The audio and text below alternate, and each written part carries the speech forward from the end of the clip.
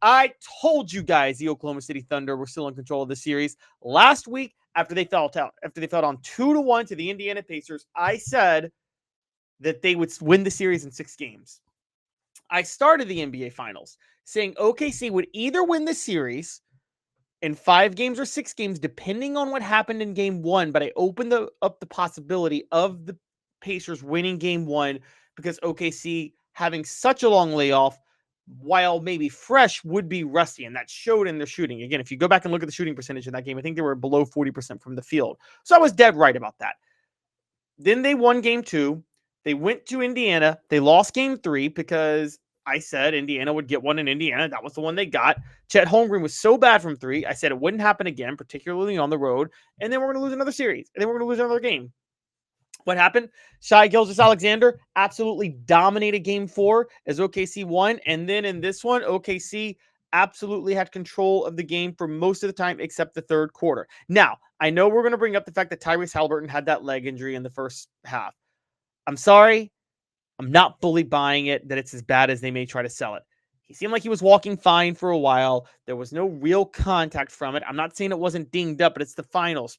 There's a lot of other different ways people get dinged up. And we're going to talk about Tyrese Haliburton and the way he played because, in the Tyrese Haliburton versus Stephen A. Smith beef, Stephen A. Smith may be winning that one, guys. I'm sorry. He just might.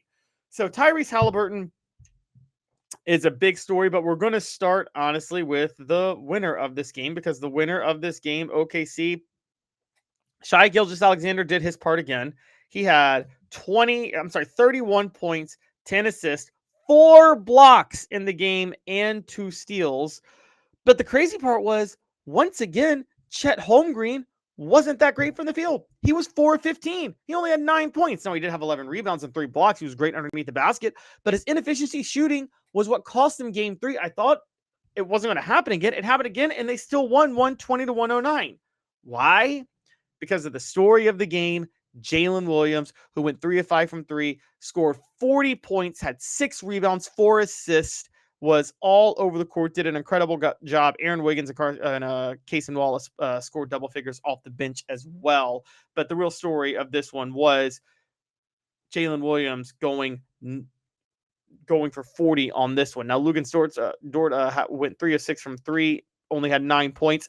As a team, OKC was 14 of 32 from 3. They had some help from the bench on that. Aaron Wiggins, again, 4 of 7 from the outside, Cason Wallace.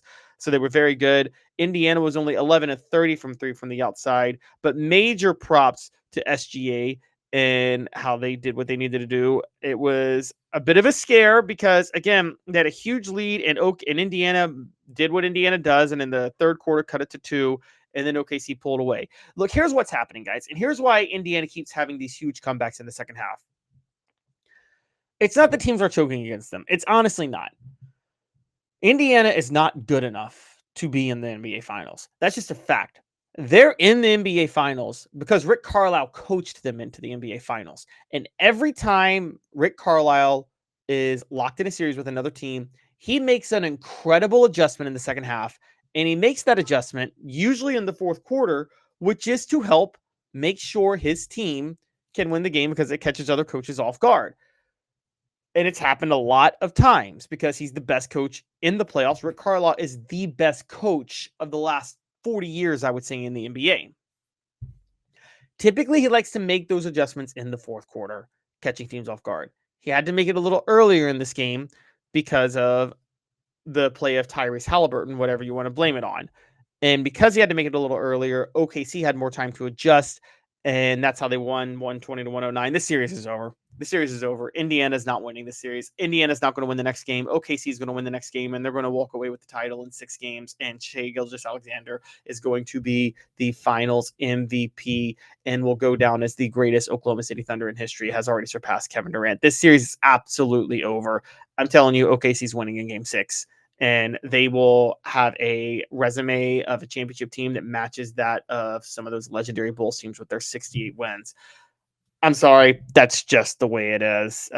You can go ahead and kiss it goodbye. I said OKC was a great bet to win in 6 games. I told you guys to take that bet last week when they were down 2-1, and I stuck with it, and I'm sticking with it. They're winning the next game. They're winning game 6, and they're going to walk away with the title. And the big reason why is Tyrese Haliburton has disappeared. Tyrese Haliburton You can point to the injury all day.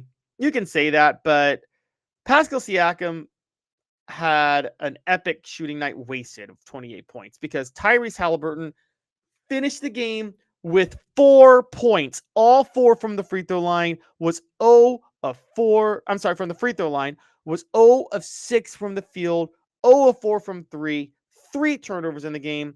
This was an awful performance by Tyrese Halliburton, an absolutely atrocious performance, and you can bring up injuries all day. You shouldn't be playing that bad. And this isn't the first time he's been playing that bad, okay? Ever since that game-winning shot that everybody's been talking about, Tyrese Halliburton has been mid in these playoffs. He had 5 turnovers in the second game and was a big part of Indiana losing the second game. And then in the last game, in the game 4 loss with the OKC, by the way, a key game that they needed to win to maintain home court advantage, Halliburton commits 5 turnovers and shoots 14.3% from 3. And Indiana loses. I'm going to say something that I've been saying for a while, but I have to reiterate it because it's controversial and people don't want to hear it a lot of times. Tyrese Halliburton's clutch gene is massively overrated. Tyrese Halliburton's career playoff PER and career win shares per 48 minutes, while higher than his career regular season averages, is lower than the PER and win shares per 48 minutes in the same year in the regular season. So in both years he's made the playoffs, his PER and win shares per 48 minutes have dipped in the playoffs from the regular season. Now, that's not a big deal. A lot of players do that are great. That doesn't mean they aren't clutch. Most of them have their performance and production drop in the postseason. But for Tyrese Halliburton, whose clutchness is his only selling point to try to make a case that he's a superstar, which he's not, that's not okay when his overall analytics aren't that great for the regular season. Sure, Tyrese Halliburton has made 5 shots to tie or take the lead in the final 5 seconds of the fourth quarter or overtime in the playoffs, and that's tied for second with Reggie Miller since 1997. But one of those shots was clear luck when the ball bounced off the back of the rim against the Knicks. And Rick Carlisle's coaching has had a lot to do with Halliburton having a chance to take those shots because Carlisle makes major adjustments late in the game better than any other coach, which allows teams like the Pacers to stage comebacks against far superior teams and gives players like Halliburton more opportunities for game-winning shots, and Carlisle draws up the best opportunities for those game-winning shots. SGA is a more clutch player than Tyrese Halliburton. While there is a greater drop-off in the postseason in things like PER and win shares for 48 minutes for SGA, he's still better. A lot of those drop-offs have to do with the fact that SGA is so much better in the regular season that he's going to have a bit of a drop-off. But if you look at it, his PER, win shares for 48 minutes, and box plus minus are all significantly higher than Halliburton's this year because he's the more clutch player, and it's time to say that out loud. SGA is more clutch than Tyrese Halliburton. Halliburton's clutch gene is one of the most overrated storyline narratives in the history of the NBA, and it's because anecdotally certain things stand out, like a couple of those shots.